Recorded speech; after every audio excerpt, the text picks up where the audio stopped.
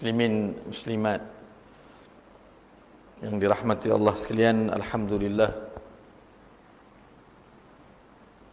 Pertama-tamanya marilah sama-sama kita panjatkan syukuran kehadrat Allah Subhanahu wa taala dengan limpah kurnia dan izinnya membolehkan kita sekali lagi untuk kita meneruskan kuliah maghrib kita pada malam ini setelah tertangguh sejak 3 minggu yang lalu.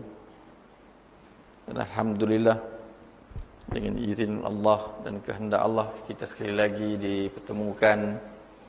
Mudah-mudahan Allah mengurniakan kepada kita istiqamah untuk kekal berada di dalam majlis-majlis ilmu di dalam rumah Allah. Dan mudah-mudahan dengan itu kita sentiasa dilimpahi dengan rahmat keberkatan daripada Allah Subhanahu wa taala. Muslimin dan muslimat yang dirahmati Allah sekalian,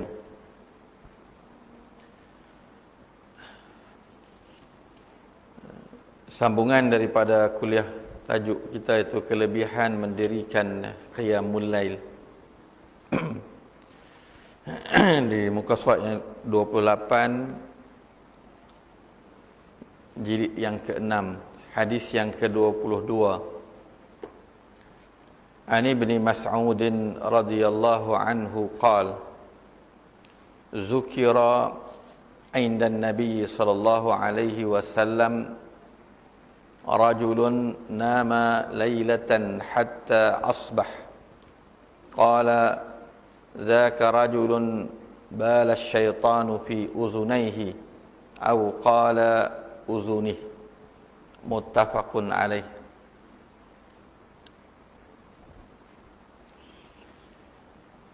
Daripada Sayyidina Abdullah ibni Mas'ud, Ibn Mas'ud Abdullah bin Mas'ud radhiyallahu an, katanya ada seorang lelaki yang disebut oleh orang ramai. Dalam Arab dipanggil majhul, tak tahu siapa. Seperti disebut zukira, disebutkan mabni lil majhul, tidak dikenali dan tidak disebutkan namanya.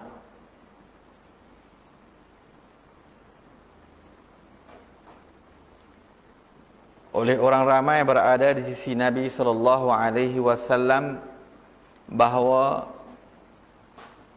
seorang lelaki itu tidur di waktu malam sampai pagi dan tidak bangun di waktu malam untuk bersembahyang sunat.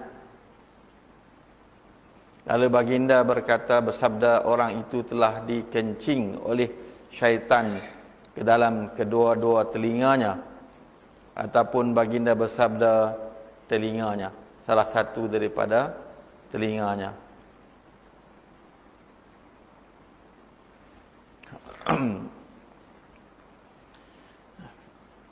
Hadis ini disebutkan oleh Abdullah bin Mas'ud yang menceritakan perihal seorang lelaki. Di dalam hadis ini kalau disebut zukira, mana disebutkan, mana tidak dinyatakan siapa. Ini sebagai satu adab kepada kita untuk menyembunyikan keaiban orang. Jadi kita kata zukira, disebutkan, tak sebut siapa nama. Ini adabnya, adab kita menyembunyikan keaiban orang, sekalipun keaiban itu keaiban yang kecil. Maka tidak disebutkan siapa nama lelaki yang tidak bangun ini. Ini dalam bab disebutkan minal adab as-sitru, kita menyembunyikan.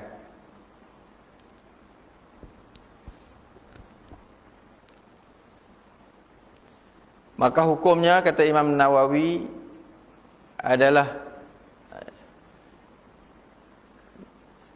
digalakkan kita ni menyembunyikan segala keaiban saudara kita. Jika sekiranya keaiban itu disebut akan menyebabkan dia rasa malu.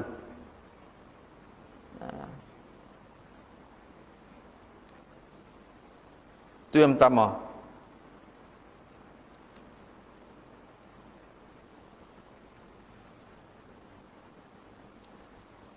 Jadi lelaki ini tidur di waktu malam sehingga dia tidak bangun. Bukan bangun sembahyang subuh, bangun tahajud. Tak bangun tahajud saja. Lam yakum fihi litahajud. Dia tidak bangun untuk menunaikan salat sunat tahajud, maka Nabi SAW bersabda, sesungguhnya laki-laki ini telah dikencing oleh syaitan.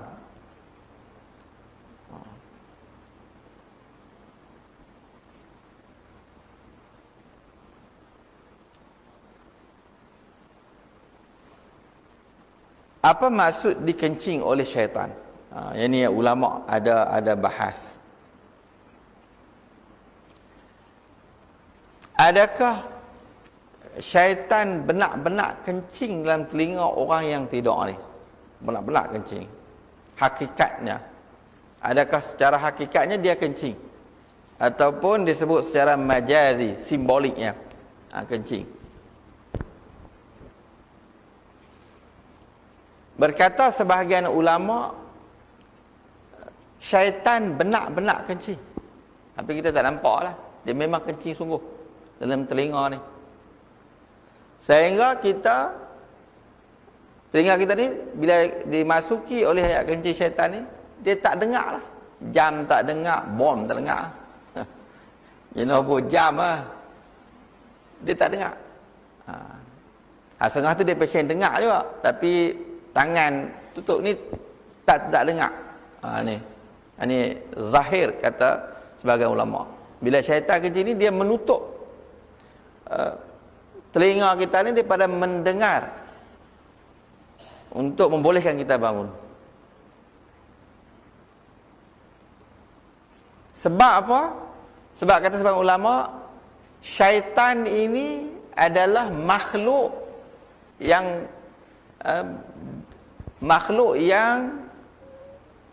ada sama dengan manusia dan jin, iaitu kencing. Syaitan dia boleh kencing. Jin sama, jin dia kencing. Jin makhluk. Syaitan pun sama. Itu dia pada makhluk yang memang syaitan ni dia macam binatang, macam manusia. Dia kencing.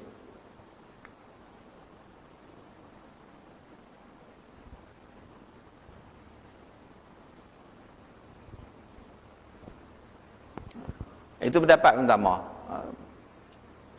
Macam mana rupa lah, Allah alam lah rupa kencing syaitan ni.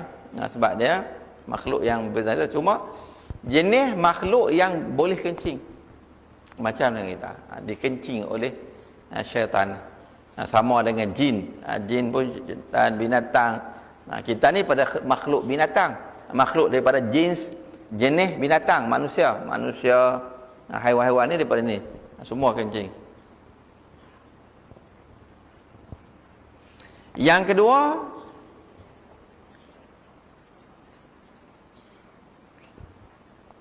dia simbolik, saya sebut sebagai majaz. Syaitan ni kencing dalam ni, menyebabkan telinga kita ni dipekakkan daripada mendengar sesuatu yang membolehkan kita untuk bangun. Sebab tu kalau kita tak jaga sembahyang tahajud pun tak nampak pun ayat kencing syaitan atas tilam kita, atas katil kita tak nampak. Sebab dia hanya satu simbolik. Simbolik. Lepas tu kata Syekh Abdul Wahab Asy-Sya'rawi, seorang ulama, dia kata, aku melihat dengan mata kepala aku sendiri manusia yang daripada orang-orang yang tidur di masjid ni, mereka tidur sampai fajar. Faqama, mereka bangun. Wal baulu yasilu min udhni, dan aku nampak ayat kencing syaitan keluar daripada telinga. Ni Allah bagi karamah lah kepada ulama ni. Dia kata aku tengok. Sebab tu yang ada ulama kata memang syaitan kencing sungguh. Kita ni tak ada, Allah tutup hijab kita untuk melihat syaitan jin. Tapi seorang ulama ni kata, aku tengok sungguh. Laqad ra'aitu, aku melihat dengan mata kepala aku beberapa orang yang tidur di zawaya, iaitu di tepi balai lintang. Zawaya ni balai lintang masjid. Mereka tak bangun sembahyang tahajud, tidur di masjid tapi tak bangun tahajud. Aku nampak ayat kencing syaitan, ayat kencing tu mengalir keluar daripada telinga. Faqama wal baulu yasilu min udhuni. Wallahu alam. Tapi dah tulis. Ini Imam Nawawi nakalkan kata ulama ni. Dia sebut nampak sungguh. Dia bagi kita benda ni benda yang dipanggil perkara yang luar daripada kebiasaan adat. Kita tak nampak lah. Hakikatnya kita tak nampak macam mana.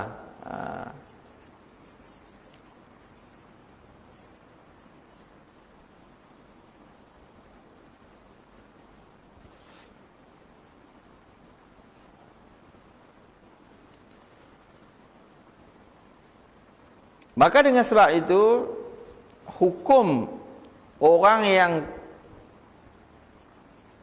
dia tidak bangun sembahyang tengah malam, lebih-lebih lagi bila dia jaga dah, boleh pergi kencing pula, lepas tu tidak balik, makruh.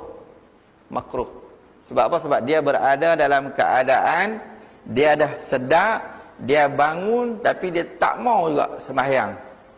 Kemudian kecuali dia tidur, dia jaga tengah malam tu, dia ada masa lagi untuk dia bangun. Lepas tu dia bangun tak ni, dia dah bangun ada peluang tapi dia tak gunakan peluang tu. Mana tidurnya dalam keadaan tidur sebagai orang yang melakukan perbuatan makruh. Rugi kita tidak dengan perbuatan makruh.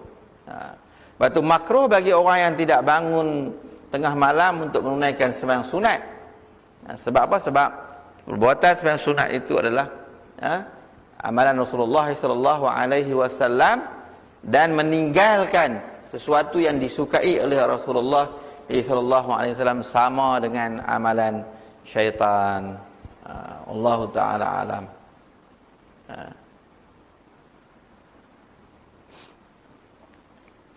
Ini ulama kata orang yang dia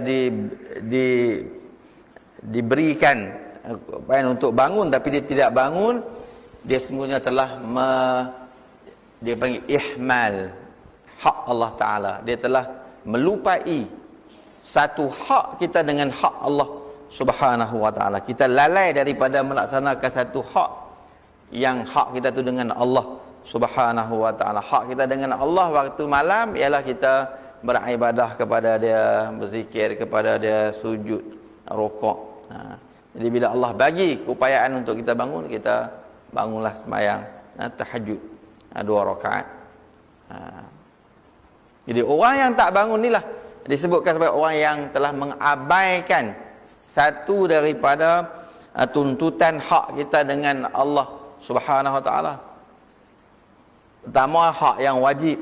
Kita ada hak Allah Ta'ala ni, hak yang wajib. Hak wajib solat 5 waktu, hak yang wajib. Zakat, puasa ni semua hak yang wajib ni. Yang kedua, hak kita sebagai hamba kita itu ubudiyah kita dengan Allah, iaitu kita beribadah kepada Allah. Hak inilah sembahyang tahajud kita bangun, itu hak yang dituntut sebagai tuntutan sunnah. Itu juga dikira kita lalai, kita menunaikan hak Allah Subhanahu Wa Ta'ala. Ini 2 hak yang kita buat. Lepas tu dalam keseluruhan ibadah yang kita buat ni, ibadah wajib, ada ibadah sunat. Ibadah wajib yang difardukan oleh Allah itu kita tak boleh langsung. Yang ni kita boleh abaikan langsung. Yang ni hak yang sunat. Lepas tu puasa sunat, kita berzikir, kita baca Quran, dan semua ni adalah hak-hak sunat yang dituntut oleh Allah Subhanahu Wa Ta'ala kepada kita. Imam Nawawi mengatakan orang yang dia tak bangun sembahyang ni, maka dia telah mengabaikan satu daripada tuntutan hak Allah Subhanahu Wa Ta'ala. Walaupun sembahyang 2 rakaat menjadilah. Kemudian orang yang lemah imannya akan mudah digoda dan dikuasai oleh syaitan dan iblis, sehingga malas dan cuai untuk melakukan kewajipan kepada Allah dan juga makhluk yang lain. Jadi sebab tu dia kata cuai, ihmal ni mengabai ataupun cuai. Dia telah mencuaikan satu daripada yang dituntut oleh Allah Subhanahu wa taala kepada kita. Itu hadis yang pertama. Hadis yang kedua, an Abi Hurairah radhiyallahu anhu anna Rasulullah sallallahu alaihi wasallam qala yaqidu syaitan ala qafiyati ra'si ahadikum idza huwa nama salasa uqad yadribu ala kulli uqdatin alayka laylun tawil farqud fa in istayqadha fa dzakarallaha ta'ala in hallat uqdah fa in tawadda'a in hallat uqdah fa in shalla in hallat uqadahu kulluha fa asbaha nashitan tayyiban nafsi wa illa asbaha khabisun nafsi kaslan. Muttafaqun alaih, riwayat Imam Al-Bukhari dan Imam Muslim. Daripada Abi Hurairah radhiyallahu anhu katanya, Rasulullah bersabda, syaitan akan mengikat kepala seseorang sampai ke hujungnya di antara kamu ketika tidur sebanyak 3 kali. Ini belit kepala kita 3 kali. Yaqid ini belit lah, bahasa kita ikat ataupun belit. Ala qafiyati, iaitu lilitan kepala. Qafiyah ni lilitan kepala kita, dia membelit, lilit kepala kita, macam kita pakai saban lah. Qafiyah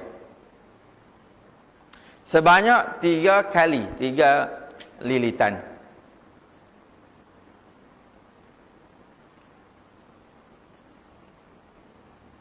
Termasuk iblis, syaitan ni masuk iblis lah. Dan salah satu daripada anak-anak beranak syaitan ini, iblis, syaitan, semuanya.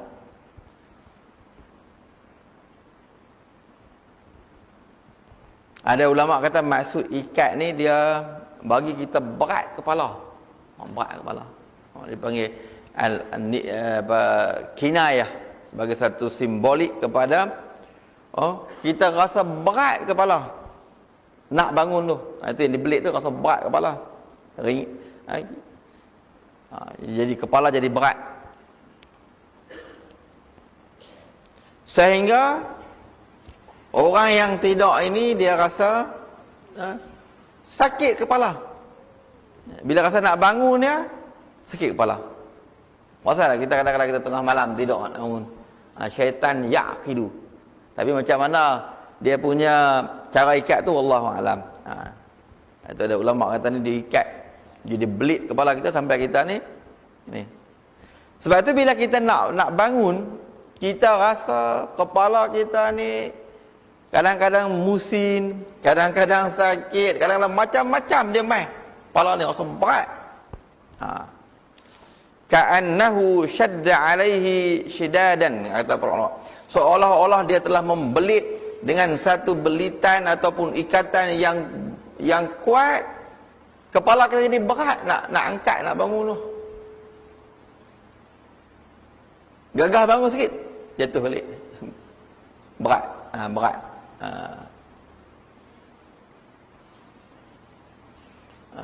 Jadi ada ulama kata, Ibnu Majah menyebutkan, kata dalam huraian dia kata dibelitnya dengan tali. Tali itu macam mana tak tahu. Dibelit kita kepala kita dengan tali.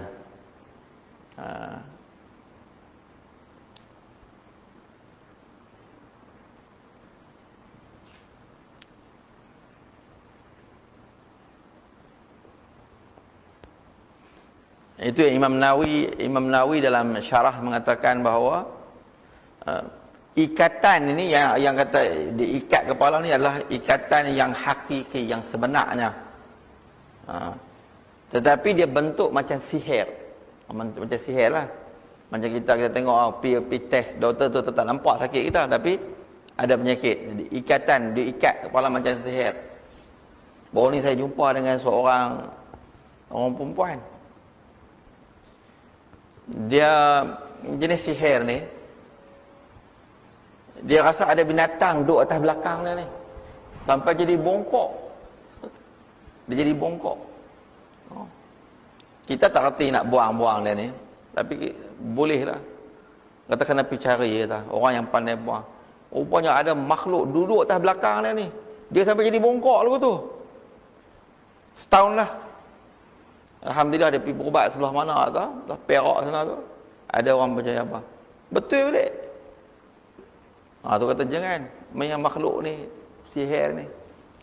Ada binatang duduk bertenggek atas tengkok dia ni. Dia rasa berat dia kata. Dia kata. Rupanya ada makhluk. Kita tak tahu yul bala itu lah. Duduk atas belakang sampai jadi bongkok. Sedangkan umur 40 lebih. Tak logik nak bongkok macam tu. Tapi dia jaya. Lepas dibuang tu, elok balik. Dia boleh betul balik. Ni kata, Imam Nawawi kata ni, diikat dengan bentuk sihir. Supaya ta'assar. Kesan dia tu di sihir tu, dahsyat. Ni makna makhluk yang kata syaitan ini, dia boleh buat. Kesan dia apa dia kata Imam Nawawi? Mana'ahu minal qiyam. Bila dia ikat kepala kita dengan belitan ini, kita rasa berat dan akan menghalang kita daripada kita bangun. Kita bangun, nak bangun rasa tak boleh lah. Berat rasa nak bangun. Sebab itu Nabi kata, dia ikat ni, di antara kamu kita sebut 3 kali, maka para syaitan akan membuat ketentuan pada setiap ikatan itu dengan kata-kata. Satu belitan dia kata apa? Engkau memperoleh malam yang panjang, maka tidurlah terus. 4 malam masih panjang lagi. Tidur. Sekiranya seorang itu bangun, bila dia jaga dia bangun, lalu berzikir kepada Allah. Dia berzikir, tak kira zikir apa, subhanallah, alhamdulillah. Tapi yang diajak oleh Nawawi, bila kita bangun tu kita berzikir. Subhanallah, walhamdulillah, wa la ilaha illallah akbar, la ilaha illallah, wahdahu la syarikalah, lahul mulku wa lahul ham, yuhyi wa yumit, wa huwa ala kulli syai'in qadir, Allahumma ghfirli. Itu yang Imam Nawawi sebut dalam kitab Azkar. Tapi kalau kita nak zikir apa pun boleh. Nabi Nawawi sebut diambil daripada perbuatan perkataan Rasulullah, kata subhanallah walhamdulillah wa la ilaha illallah wallahu akbar wa la haula wa la quwata illa billahil azim, la ilaha illallah wa la syarikalah, lahul mulku wa lahul hamdu yuhyi wa yumiit wa huwa ala kulli syai'in qadir, Allahumma ghfirli, ya Allah ampunilah. Itu makna zikir. Tapi dalam ni tak sebut zikir mana kita boleh ambil lah mana-mana zikir. Bila kita jaga tengah malam, kita jaga daripada tidur kita untuk merungkai ikatan yang ikat kita tu, untuk kita bagi semangat untuk nak bangun ni, kita zikir dulu. Zikir, maka terurailah satu ikatan daripadanya dengan kita berzikir subhanallah walhamdulillah wala ilaha illallah. Satu ikatan tu terungkai, terurai atau terungkai. Seterusnya, bila dia dah berzikir, jikalau ia berwuduk, kita bangun terus pergi berwuduk, maka akan terurailah pula satu ikatan lagi. Pergi wuduk. Lepas kita jaga, terus kita berwuduk. Setelah berzikir lah. Setelah berzikir, kita pergi berwuduk. In halat. Ada riwayat Muslim, bila kita bangun, ni riwayat Imam Bukhari saja, Bukhari dan Muslim. Dan riwayat Muslim, bila seseorang itu dia bangun, terus dia pergi berwuduk. In halat uqdatani, terungkai dua ikatan terus bila berwuduk. Riwayat yang kita baca ni, kalau kita bangun, kita subhanallah, kita tasbih, kita berzikir, terungkai dah. Kita pergi wuduk satu. Tapi Imam Muslim kata, kalau kita bangun, terus kita pergi berwuduk, maka dia telah terungkai dua ikatan sekaligus. Inhallat uqdatani.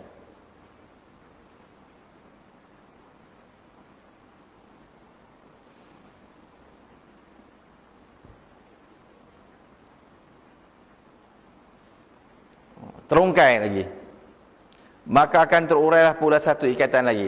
Dan sekiranya seseorang itu menunaikan sembahyang, lepas dia ambil wuduk, dia bersembahyang. Sembahyang inilah yang ada ulama sebut, yang pertama,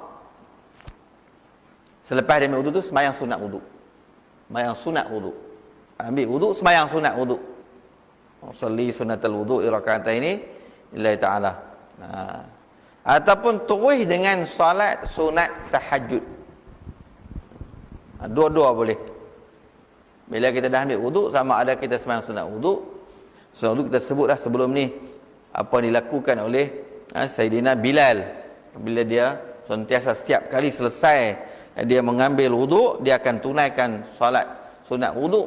Itu yang Rasulullah kata, aku dengar tapak kaki kamu berjalan dalam syurga. Sebab dia selalu beramal dengan jadi kita pun boleh sembahyang sunat wuduk. Kemudiannya,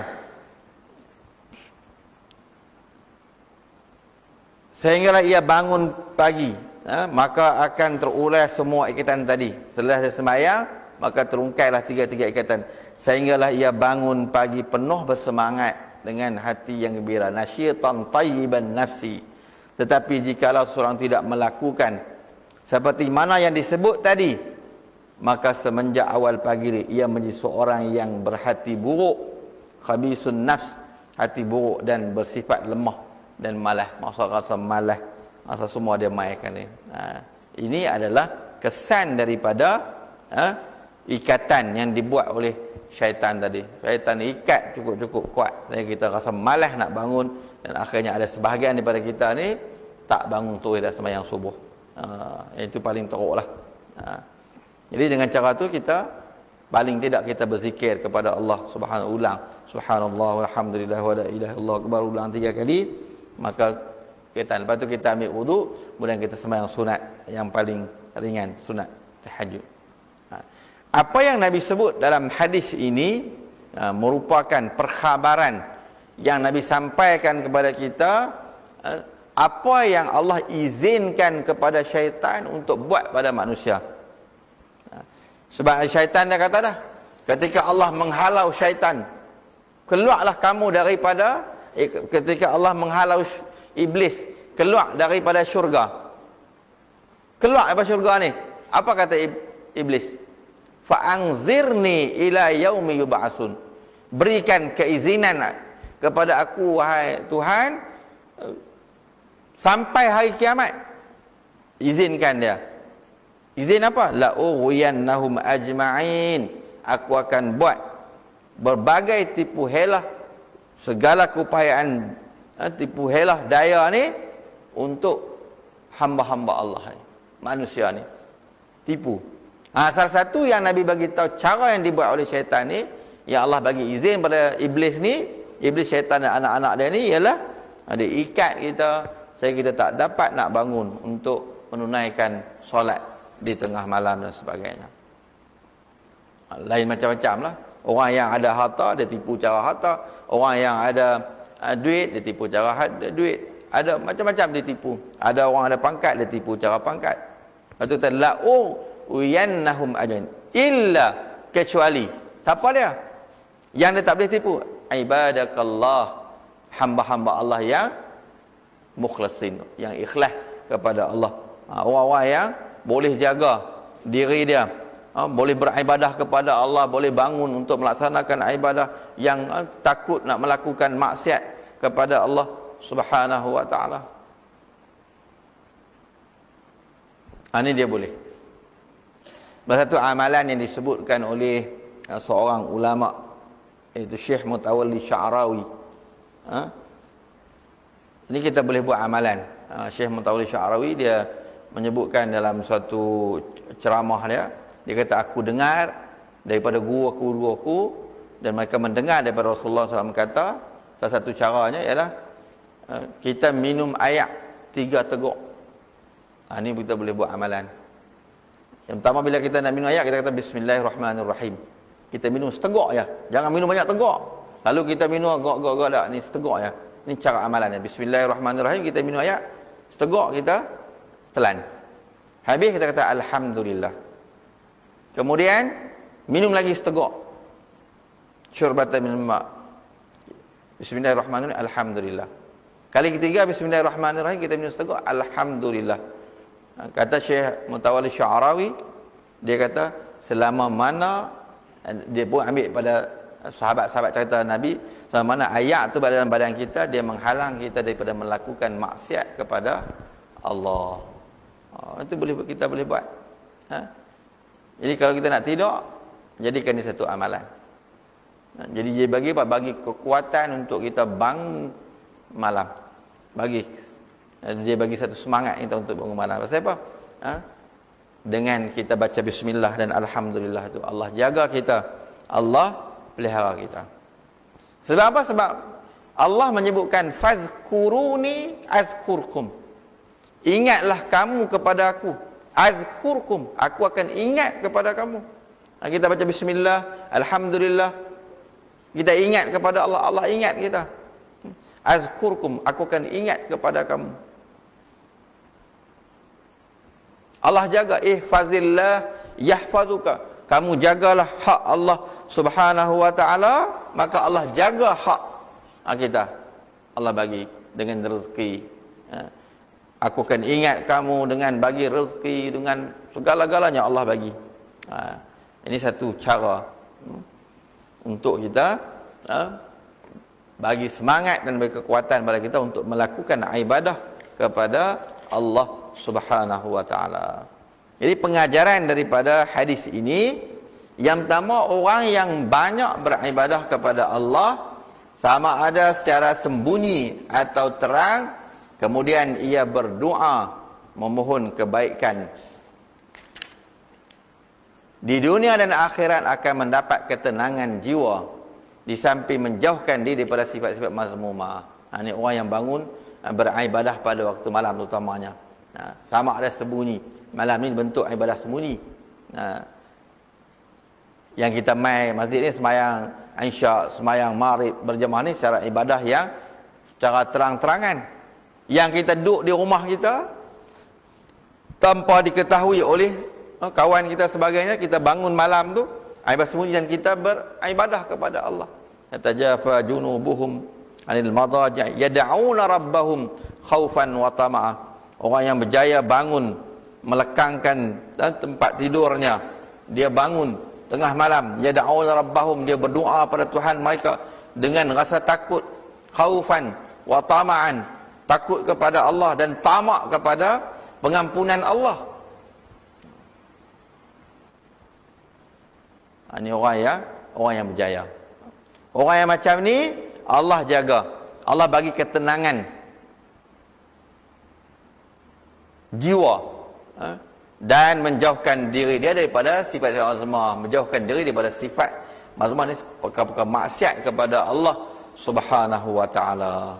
Jadi kita bangunlah, kita usaha diri kita ni untuk kita bangun tengah malam, bangun 1/3 malam, bangun sebelum menjelang waktu fajar untuk menunaikan solat. Kerana dengan orang inilah yang dikasihi oleh Allah Subhanahu wa ta'ala. Yang kedua, syaitan dan iblis sentiasa berusaha menguasai dan menggoda seseorang. Dalam riwayat Muslim dia kata, dalam menggoda seseorang dengan menegah mereka melakukan kebaikan. Itu cara dia. Iblis, syaitan kuasai manusia dengan cara menunjukkan kita jalan-jalan buruk.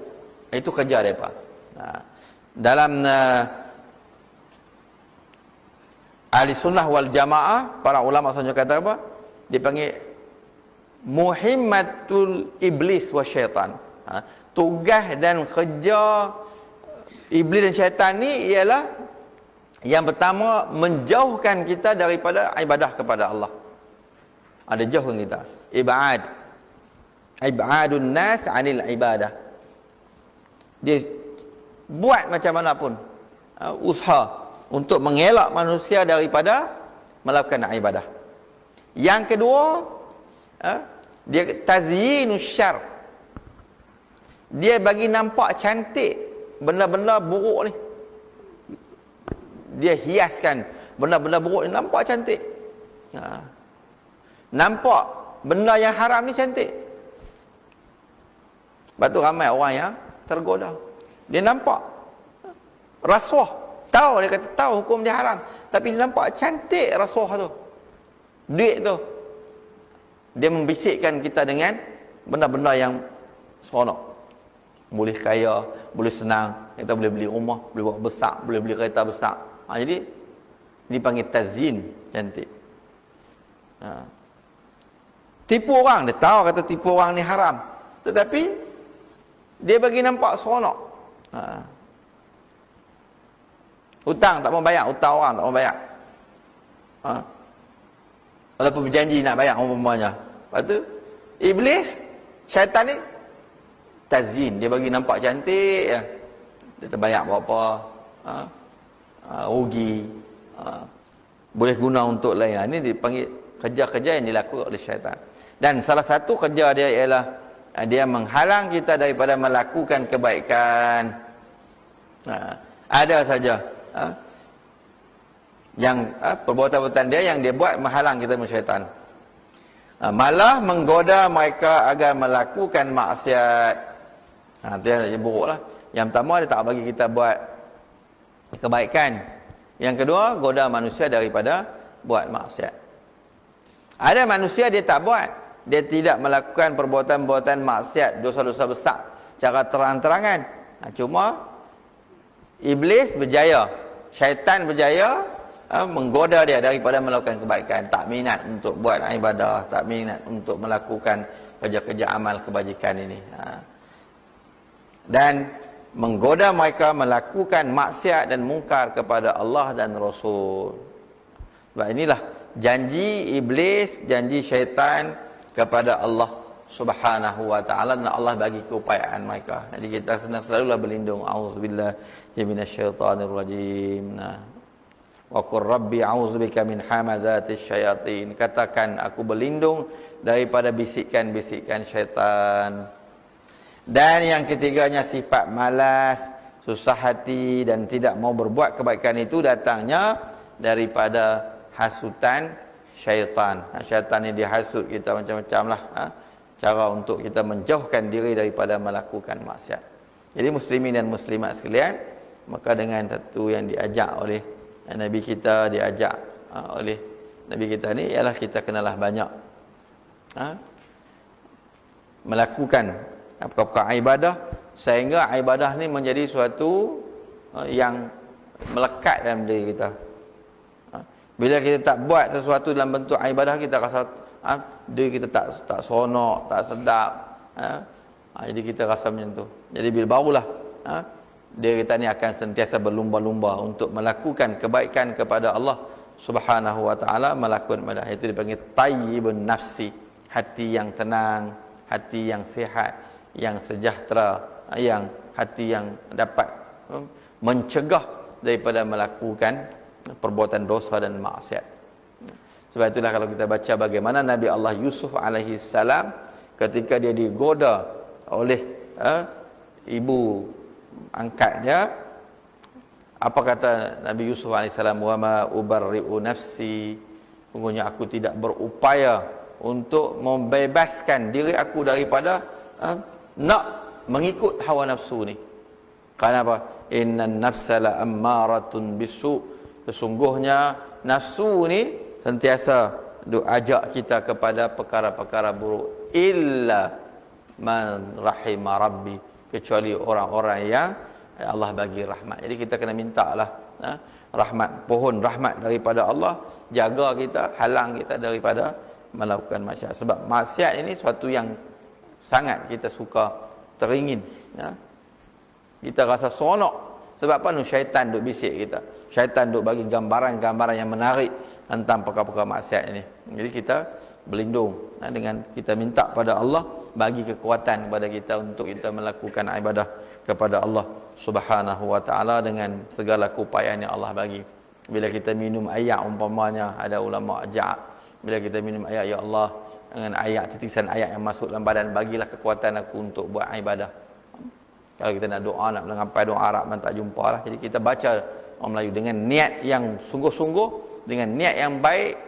Setiap makanan, setiap minuman yang masuk dalam tubuh badan kita ni, baik jadikan dia sebagai satu kekuatan kepada kita untuk kita melakukan ibadah kepada Allah Subhanahu wa taala. Ini dua hadis yang kita baca malam ini. Mudah-mudahan kita dapat manfaatnya dan kita beramal dengan hadis yang kita baca ni berdasarkan kepada riwayat Ibnu Mas'ud dan riwayat Abi Hurairah radhiyallahu taala anhu. Jadi muslimin dan muslimat sekalian, sekadar itu mudah-mudahan kita dirahmati oleh Allah dan kita dimasukkan oleh Allah dalam kalangan hamba-hambanya yang sentiasa berusaha untuk melakukan kebaikan. Wallahu taala a'lam. Al-Fatihah. A'udzu billahi minasyaitonir rajim. Bismillahirrahmanirrahim. Alhamdulillahi rabbil alamin. Ar-Rahmanir Rahim. Maliki yaumiddin. Iyyaka na'budu wa iyyaka nasta'in. Ihdinas siratal mustaqim. Siratal ladzina an'amta 'alaihim ghairil maghdubi 'alaihim waladdallin. Amin. Bismillahirrahmanirrahim. Alhamdulillahi rabbil alamin. Wassalatu wassalamu ala asyrafil mursalin Sayyidina Muhammad wa ala alihi wa sahbihi ajma'in. Allahumma inna nas'aluka ridhaka wal jannah wa na'udzubika min sakhatika wan nar. Allahumma innaka 'afuwun karimun tuhibbul 'afwa fa'fu 'anna wa 'an walidina wa 'an jami'il muslimin wal muslimin bi rahmatika ya arhamar rahimin. Allahumma ij'al jam'ana hadza jam'an marhuma wa tafarruqana min ba'dihi tafarruqan ma'suma wa la taj'al Allahumma fina wa la ma'ana ولا من يتبعنا شقيا ولا مطرودا ولا محروما.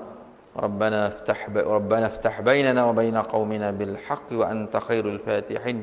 ربنا آتنا في الدنيا حسنة وفي الآخرة حسنة وقنا عذاب النار. وصلى الله على سيدنا محمد وعلى آله وصحبه أجمعين والحمد لله رب العالمين. سبحانك اللهم وبحمدك أشهد أن لا إله إلا أنت أستغفرك. سبحانك اللهم وبحمدك.